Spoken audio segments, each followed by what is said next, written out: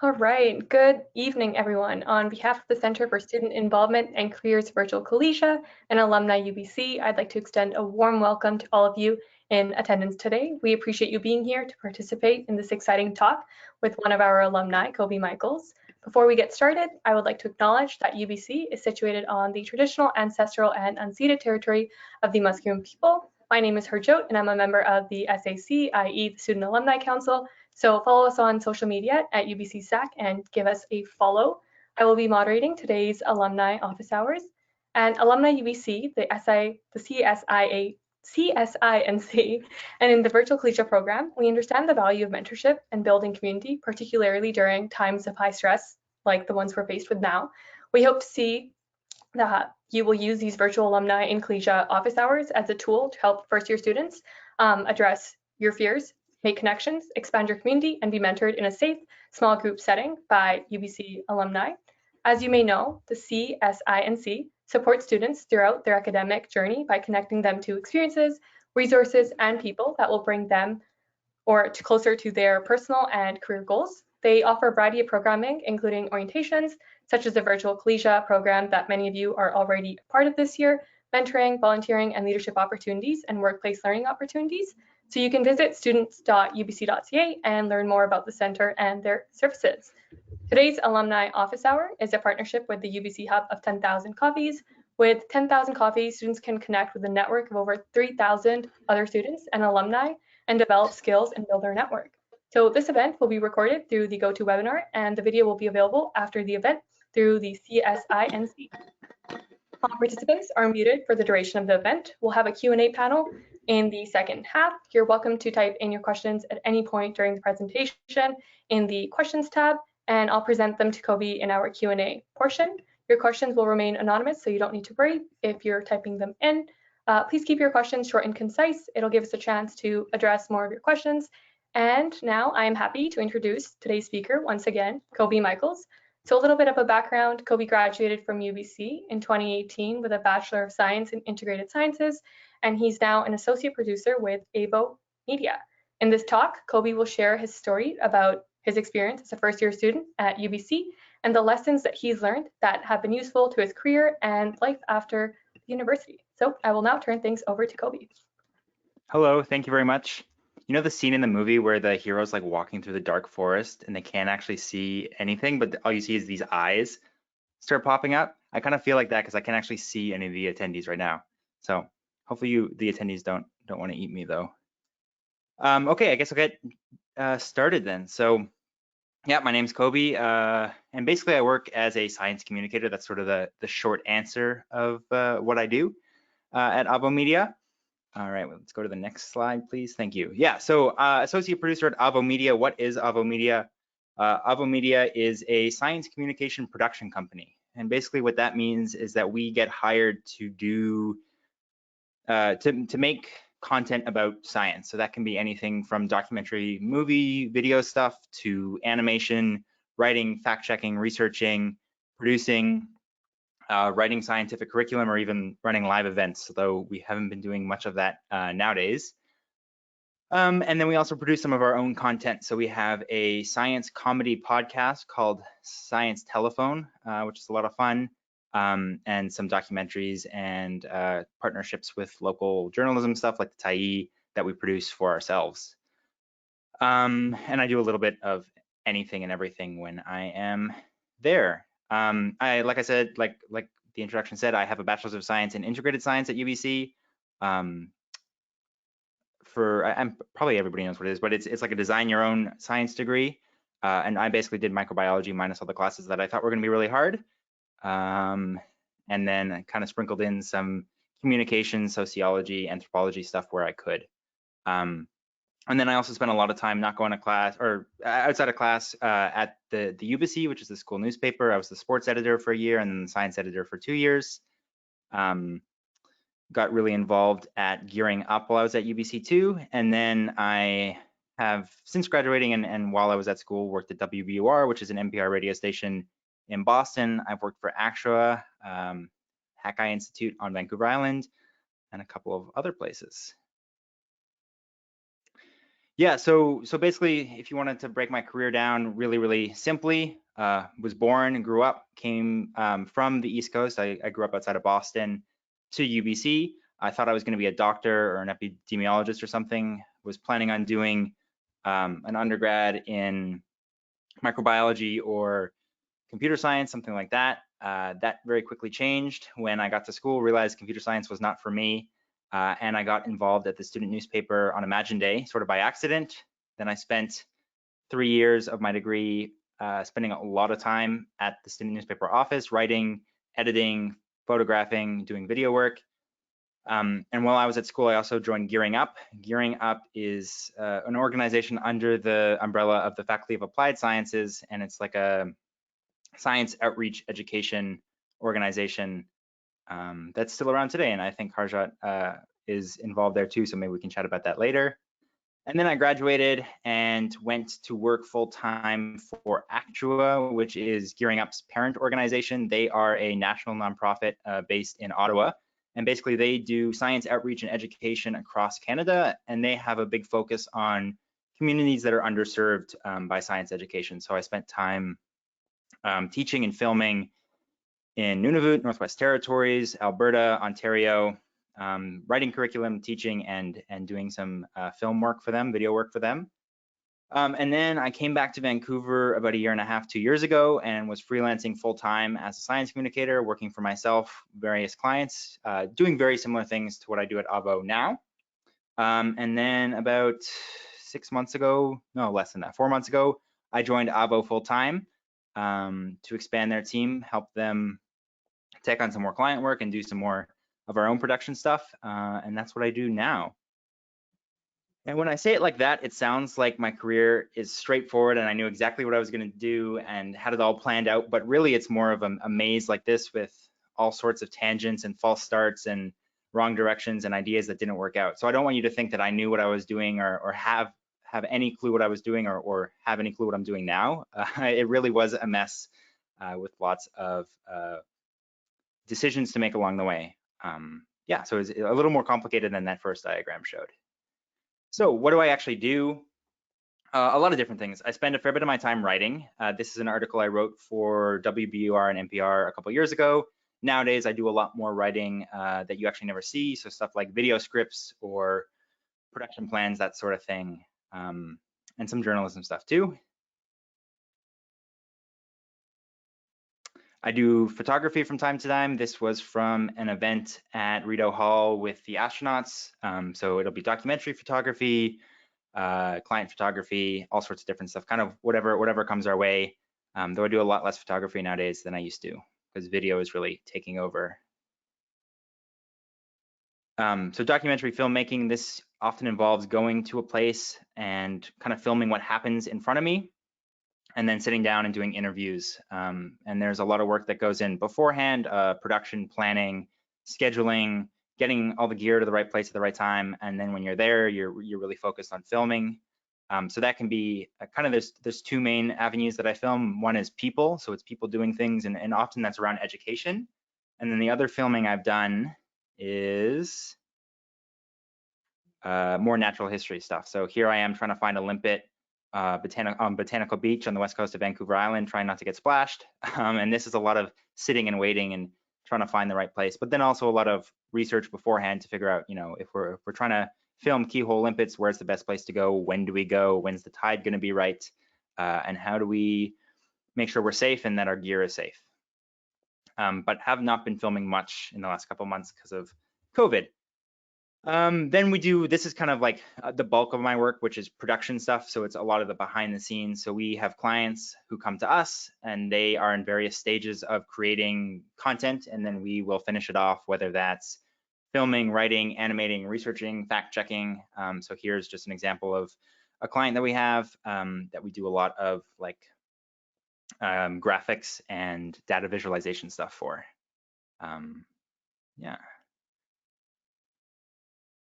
And then when we have the spare time and we have the opportunity, we like to do journalism work where we can. So we recently just finished up a project with the Tyee, where we did a series of videos about COVID in British Columbia.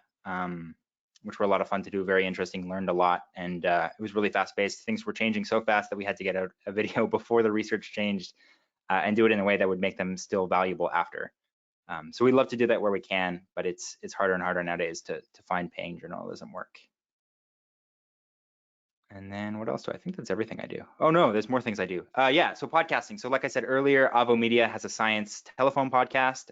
It's great. We have a panel of comedians on and one real scientist, and the real scientist explains their work to the comedian, and then the comedians play a game of telephone, explaining it from one comedian to the next, and you see how it gets garbled up along the way. And then we bring the poor scientist back in to try to fix all the errors that the comedians made along the way.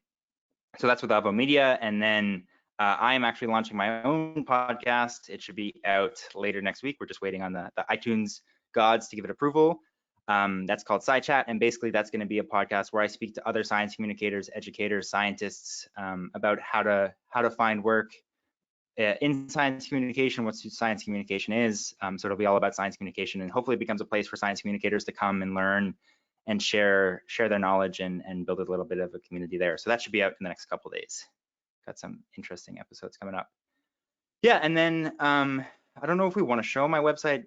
Maybe we can later, but that's where to find my work if you want to see more of what I do, more examples of what I do. But I think I probably talked about myself enough.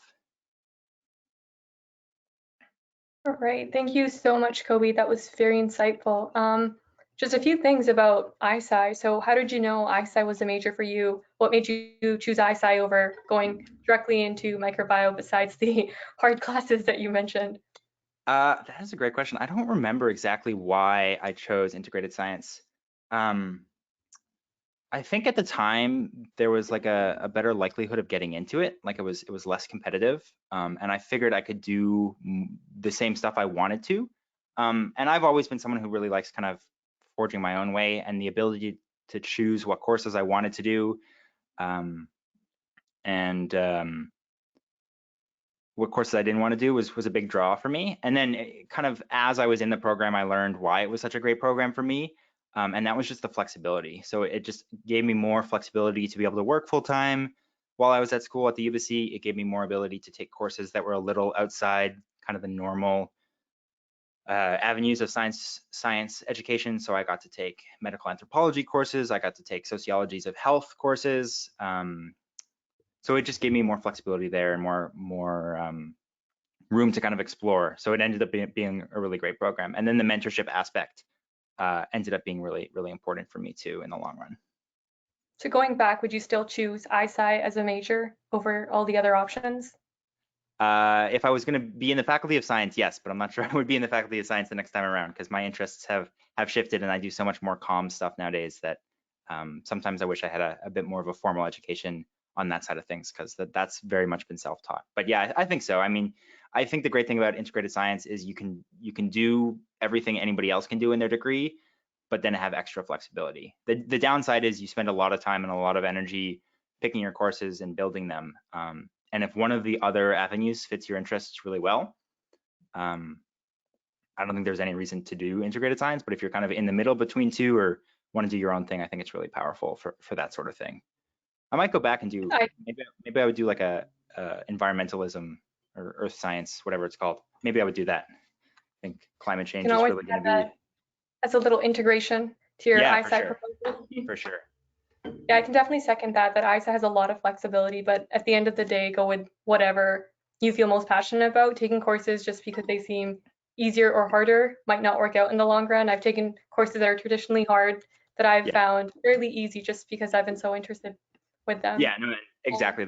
The courses that other people found hardest and I found were easiest were just the courses that I liked. I didn't do integrated science to avoid the hard courses. I just didn't have a strong interest in lab courses, for example. I knew I wasn't going to be a lab scientist. I didn't really want to do that, and I didn't think it was going to be useful in the long run for me. So if I had done a more traditional route, whether it was microbiology or biology, there was just a lot of lab courses that I would have had to take, and I just knew that wasn't something that I wanted to spend my time doing. So that's more what I mean by hard courses. And yeah, no, I took lots of organic chemistry and that sort of stuff. So. I can definitely relate with the chemistry aspect. You also mentioned that you've been quite involved with Gearing Up. So how did you find that opportunity? Did someone reach out to you? Did you just search it up? How did It that come about? was, I had an English class in one of the engineering buildings, like the electrical engineering building, and there was a poster in the bathroom. And I just like saw it in the bathroom one day. And it's like, Gearing Up is hiring on this poster in the bathroom. And that's how I found it. It's not a very good story, but it ended up being for the best. Well, bear that in mind. That's quite effective advertisement right there. Yeah, right. Who So knew? specifically, what was your role within Gearing Up? I had a couple. I was there, I think, for 3 years, on and off. I started as an instructor, so basically, when I was there, that meant you had a week and a half or 2 weeks to design your own summer class, summer camp, a week-long summer camp for a specific age group. So I think I had like seventh and eighth graders, and we had a week to kind of come up with activities for the week, that were science, technology, engineering, and math related. And then I spent the summer teaching that, camp, the one I designed, and then helping out with other camps. And then my first summer there was a couple of opportunities for outreach. So I ended up going to Prince George and a couple of other places, Chetwynd out in eastern BC. And I really enjoyed that. So when I came back 2 summers later, they were looking for someone to do the outreach work more full time. And they also wanted to start doing some promotional video work. So I kind of had a role where I was traveling, doing outreach with them, about half the time, and then the other half the time I was filming and editing the footage that I got while I was traveling. And then from there, I transitioned more into a communications role where I was doing the video work full time and during the school year too, just because we had so much and we were trying to, do promotional videos to increase funding opportunities and that sort of thing, but also to, share what we were doing with communities. So they would want to invite us in to do the outreach work we were doing.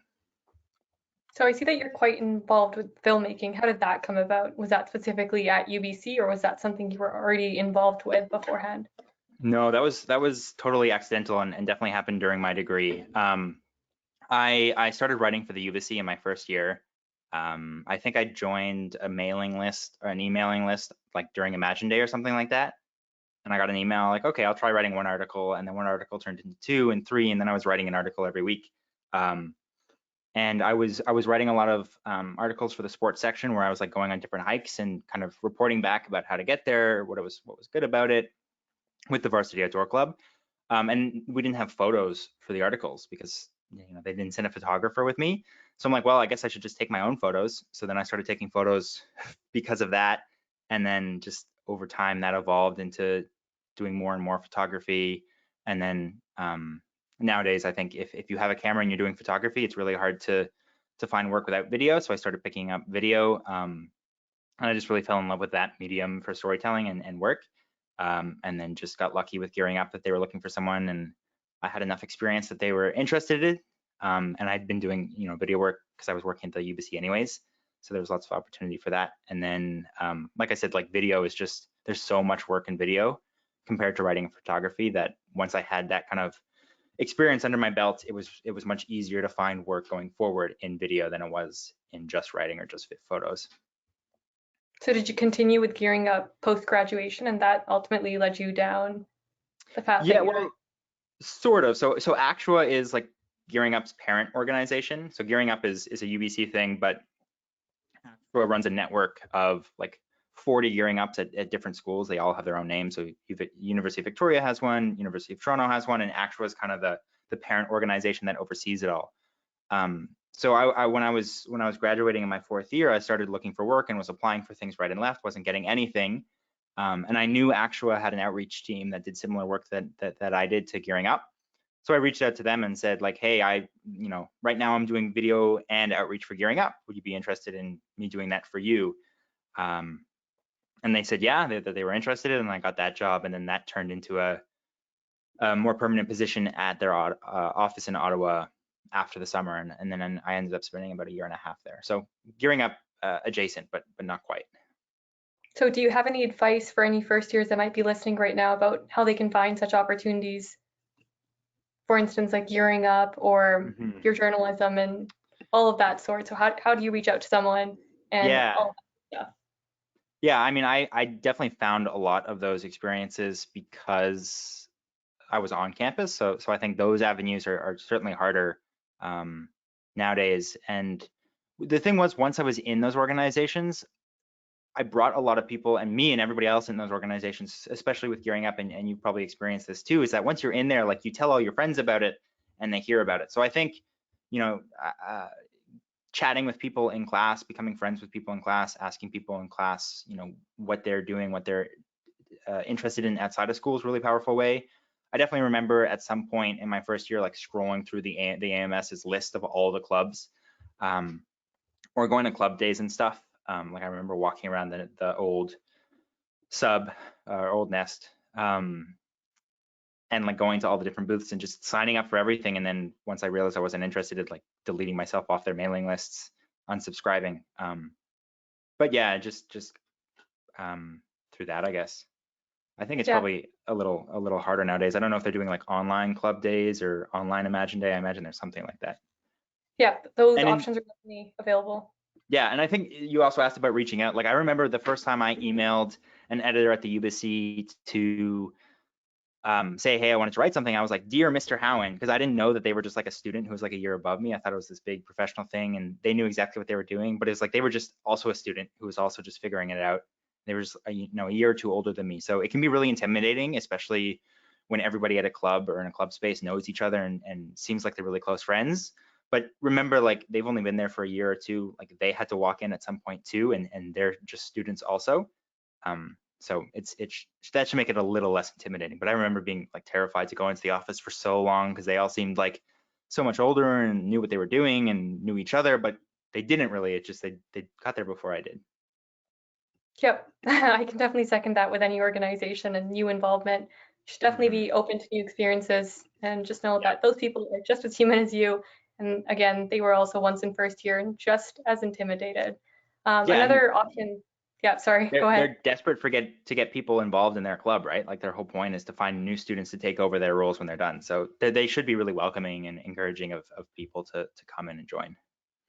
Definitely. And with the online shift, Careers Online is a great resource for any first years to look for work learn opportunities, which are essentially just summer student internships and any other volunteer opportunities. That's a great resource.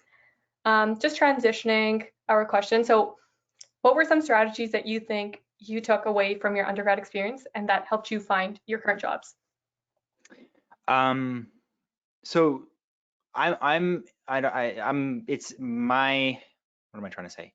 My kind of field is a little different from traditional sciences in that it's very much uh, prior work based. And what I mean by that is like the first question that employers or clients ask me is like, can I see your previous work?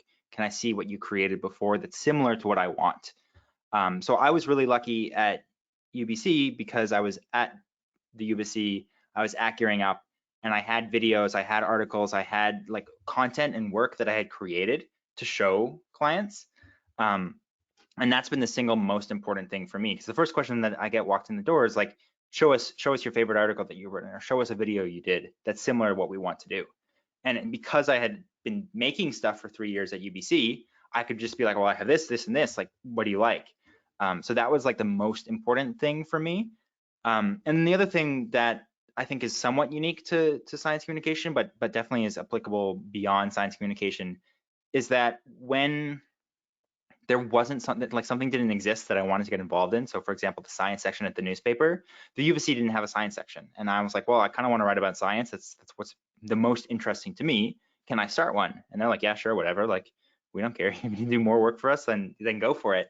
And that like the experience of just asking if I could start stuff. Same thing at Gearing Up. Like they didn't have a position for video and outreach, but I was like, well, I do both, can I? And they're like, okay. Um, and that's how I got my first job at Actua, which was I reached out to them. I said, I can do this for you. Are you interested? Not like applying. I applied to like 40 jobs, a lot of them at like major newspapers or science outlets, and nobody got back to me. But the first time I reached out and said, like, I will do this for you. It's not on your website anywhere. It's not a job description you have. That's when I got the job. I also knew people at Actua, which helped for sure. But that's an experience I've carried forward from, starting my job at Actua to freelancing full time to even what I do at Avocado now or Avo Media now, is like, hey, why don't we do this thing? And they're like, okay, go for it. So that's been a big lesson that I've taken. So I'm hearing that taking initiative is always a good thing. Yeah, and taking Looking initiative back, when you're like not for the sake of it, but like because you're actually interested in doing something. yep, definitely agree. So looking back now to your first year self and your current experiences, what would be one piece of advice that you would go and tell first year Kobe? I would have more fun. I was like really worried about getting a job and really worried about like doing as well as I could in all my classes. And to the point where sometimes I was like unwilling to take on opportunities that I thought were going to be really fun, that I didn't see how they were going to help me in the long run. And I wish I'd, taken more time off to do things I was interested in and do projects I was interested in. This podcast that I'm starting, I've had that idea for like 6 years, but I just started it now. And it's like, why? I could have started that 6 years ago. It takes a couple of hours. So I wish I just gave myself more time to like explore and have fun and like do things that I didn't know how they were going to lead. And I think the great example of that is picking up the camera. Like at that point, I still thought I was going to go to med school. I picked up a camera, and now look, now it's like how I built my entire career is based off that camera. And I had no idea why. I was just doing it because I thought it was fun at the time.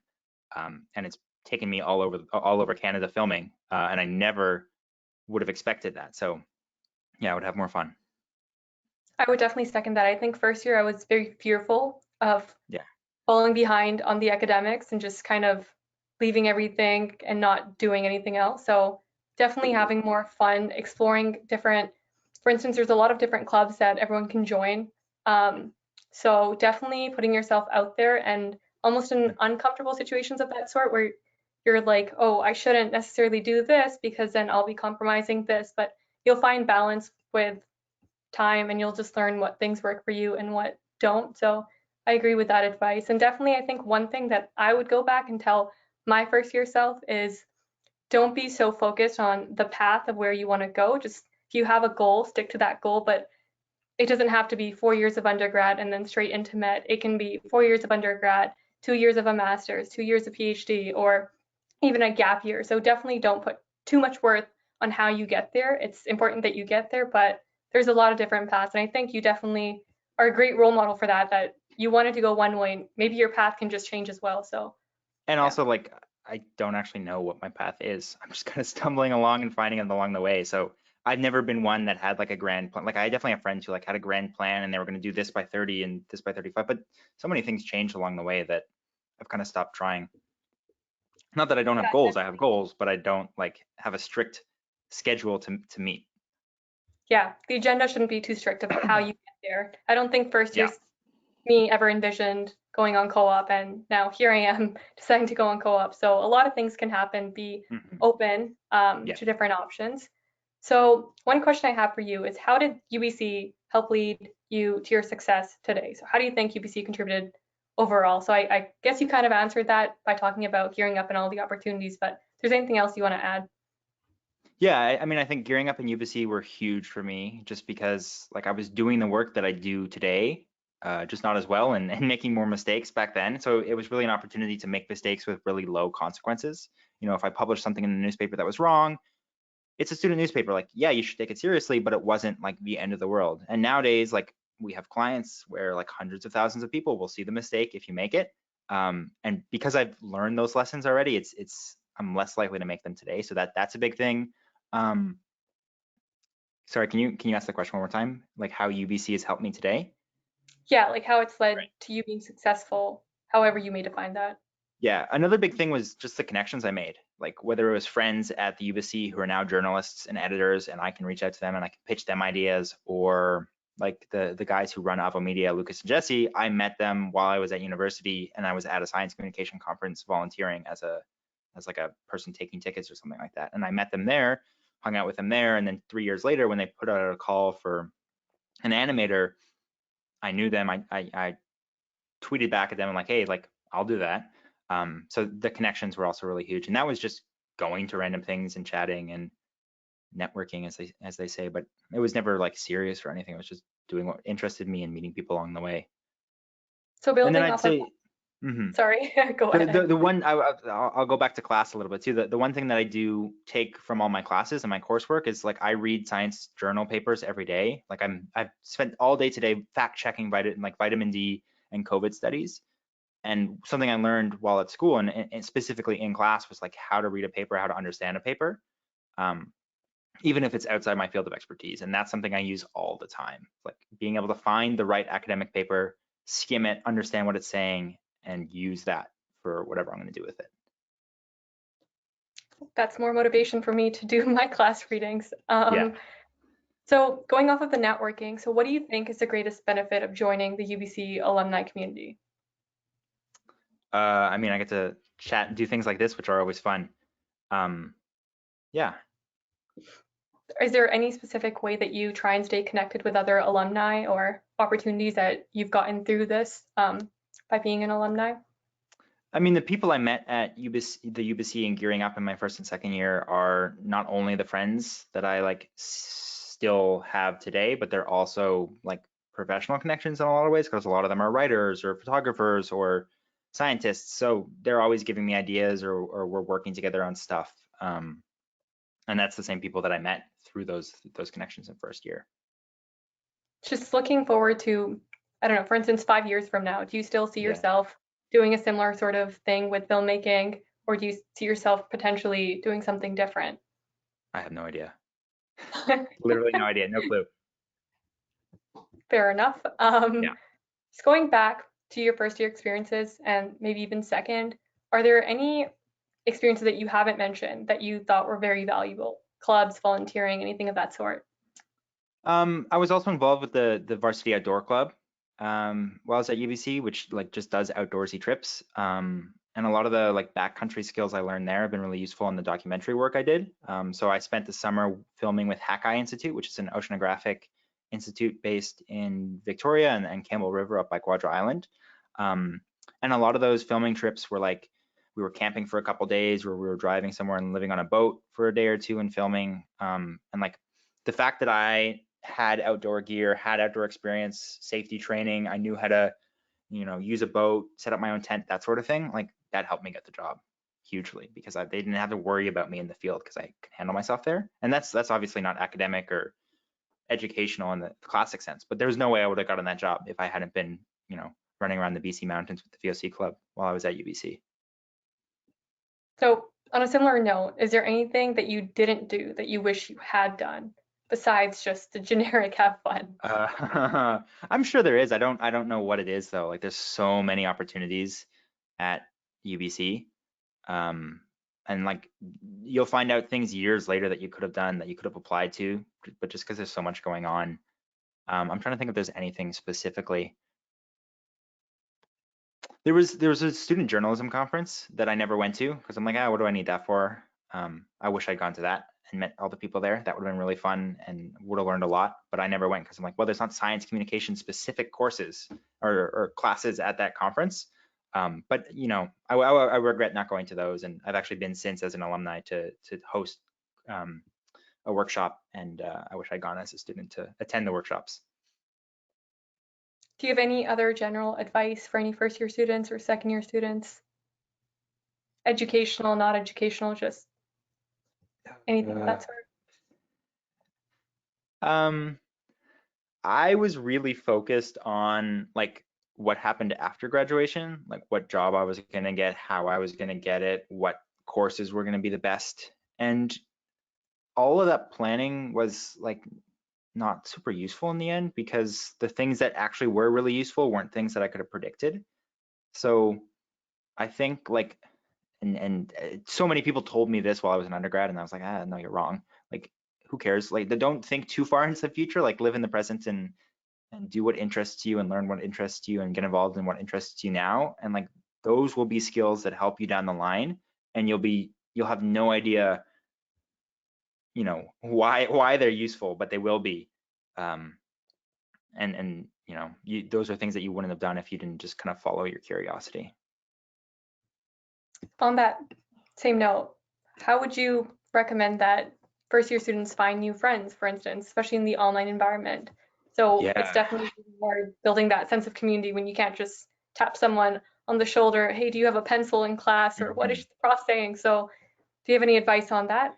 That is a good question. I want the answer to that too, because I haven't made a new friend in so long. I think like there's no way to do it other than like you have to be actively reaching out to people. And like that's the scariest thing you can possibly do. But if you see somebody in class and you're like, oh, maybe I want to be friends with them, like message them on Zoom or what. I don't even know what platform you guys are using for classes, but I think you have to be really proactive and assertive and reach out to people if you want to. In the same way that like when I was in school and we weren't doing it online, like if someone I was doing a group project with seemed interesting, I'd be like, hey, like, do you want to go grab dinner after the group project and just chat, or like invite them to something, right? Like you have to be proactive and assertive and kind of go out of your way to ask.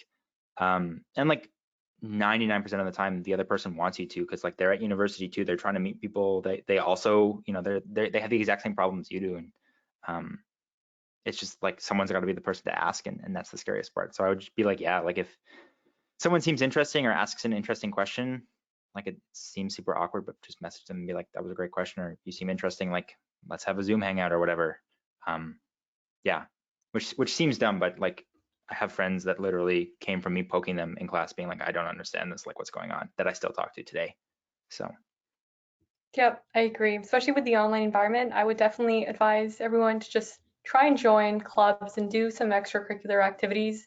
Through class, you don't necessarily have those same options anymore to make new yeah, friends. So you are looking to make new friends. A lot of first year students are feeling the exact same way as you, overwhelmed, swamped, and they might not necessarily have a lot of people to rely on either. So reach out to yeah, people. A simple Zoom message, hey, what did the prof say again, to a random person, and I promise you, they should reply.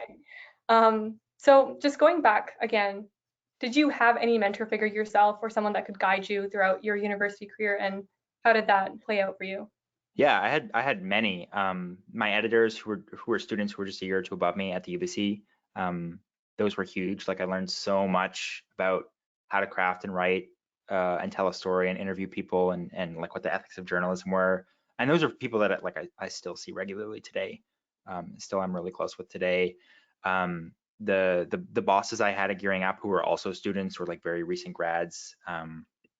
Jacob and Chris and those people, like those are still people I talk to every day and hang out with and stuff. So those were really huge. And then through the integrated science degree, you get like you have to have a faculty mentor to kind of like approve your program and make sure that you're like taking things that make sense and build from each other. So I had Dr. Jennifer Gardy, who now is a deputy director of communicable diseases or something like that at the Gates Foundation. But she was a professor before, and she was amazing during my undergrad, not only in like helping me pick the right courses and kind of guiding me into science communication, but also like involving me in conferences and programs and bringing me to things. And that's been super, super helpful while I was in undergrad. I met so many people because of her and got involved with so many things because of her. And that was just incredible. And she went so above and beyond while I was an undergrad to do that. I can definitely echo that. Dr. Cardi is a great mentor. She's given me a lot of real advice, raw advice on potentially navigating my career as a budding microbiologist. So yeah, I don't think one mentor is sufficient. I have several mentors, especially finding someone in that career path that you want to go down. So for instance, I have a few friends in first and second year of their medical degree. So talking to them, asking them about how they got interested in medicine, the things they did, and not necessarily using that as a guide to shape my experiences, but just seeing that there's a diversity of experiences where you want to go. So I can definitely take inspiration from some things that they're doing, but not Mhm. copy it, but take, yeah, heavy inspiration Yeah. from a lot of things. There's a lot of new things that you can learn from other people's experiences. So definitely reach And out to people that are in the field that you're interested in. Sorry, yeah, go ahead. something else I learned while I was at the UBC, because I was interviewing professors and scientists and researchers, and you just have to cold email them out of the blue and be like, hey, can I talk to you about this article? And I was shocked at first when, people who seemed really important and like they had better things to do than talk to me say yes, like all of the time. And that's something I do today too. Like when we were producing those videos for the TIE, we reached out to the scientists, the mathematicians who were building the model that Public Health BC uses to model COVID, and they're like, yeah, we'll talk to you. And I'm always shocked by that. So like cold emailing when you're like genuinely interested and have like questions to ask people, people love talking about what they do, and that they're invested in other people being interested in what they're interested in. So if you have genuine interest and curiosity and want to ask somebody some questions, even if they seem like way above anybody who would ever respond to you, 9 times out of 10 they say, yeah, sure, let's chat, or like, sorry, I'm too busy, I can't talk right now. So that I mean, I've met and chatted with so many really interesting people just off cold emails, and you know, I'm always happy to respond when people email me and want to chat. So yeah, you'd be surprised by how far you could get with that. I think the key detail with cold emailing anyone is just have a lot of knowledge about their field of work and show them that you're interested instead of a generic email of I like Yeah, what you do. Be specific about what they do and how that relates to you and why you're interested. yeah, it's got to be personal. If it's you know, the same email you sent to 100 other people, then they won't respond. But if they see that you actually care and you're interested in specifically their thing, they'll respond. Totally. Perfect. Well, it's been great chatting with you, Koby. I think that's all for me, but if you have any last remarks, we'd be happy to listen. I think I probably talked enough. Are there any questions from the audience? Not that I can see. Nope. Okay. Well, if people want to reach out to me or chat, you can. I'm online. Koby Michaels, KobyMichaels. Twitter is kind of where I'm most active, but if you Google my name, my website will pop up and all my contact information is there. All right. Maybe I think I've already asked this question, but a final question that I'd like to ask is what's the most important takeaway that you would like anyone that's listening right now to take away with them today? I would like follow your curiosity, have fun. You don't know where it's going to take you, and if you're enjoying it, it's going to be so much better for you than if you're doing it because of some end goal or for other reasons. So yeah, just be curious and follow where that goes. Definitely.